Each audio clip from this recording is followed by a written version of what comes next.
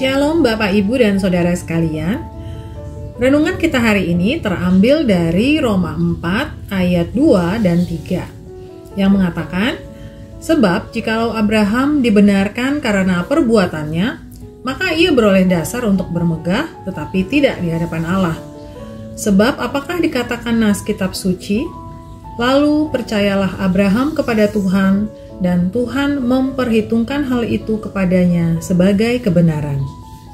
Dalam nas yang kita baca, Rasul Paulus ingin menyadarkan sekaligus menegur orang Yahudi yang lebih mengutamakan penampilan luar dibandingkan kesungguhan hati.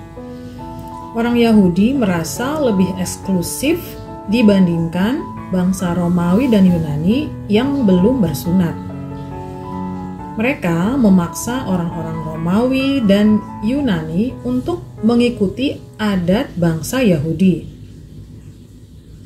Dalam ayat ini, Paulus menggunakan karakter Abraham karena Abraham adalah pribadi yang sangat dihormati dan dikagumi oleh bangsa Yahudi, bahkan disebut sebagai bapa orang Yahudi.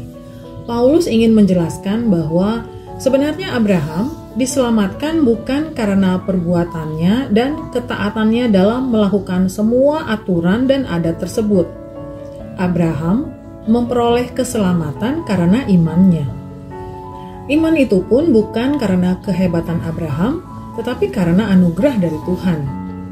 Abraham mampu memiliki ketaatan, kepercayaan, keteguhan, dan kekuatan kepada Tuhan.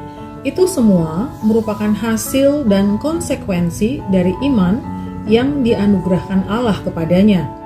Iman yang memang telah ditempatkan Tuhan dalam diri Abraham. Kita harus menyadari bahwa keselamatan yang diperoleh Abraham dan juga sudah kita peroleh merupakan kasih karunia Allah.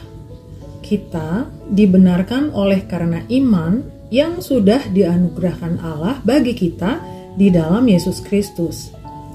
Sebab tidak ada manusia yang sanggup sampai kepada kesempurnaan hanya oleh karena perbuatannya.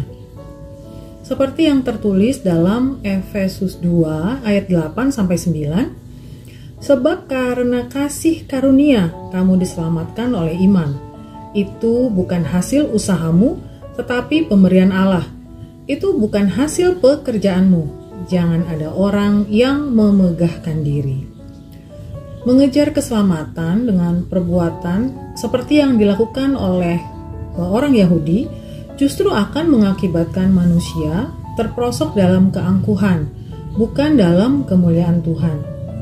Seperti yang tertulis dalam Roma 9 ayat 32b, karena Israel mengejarnya bukan karena iman, tetapi karena perbuatan.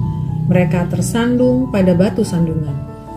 Keselamatan merupakan harta yang berharga bagi kita, yang harus kita rawat dan kita jaga sampai kepada kesempurnaan.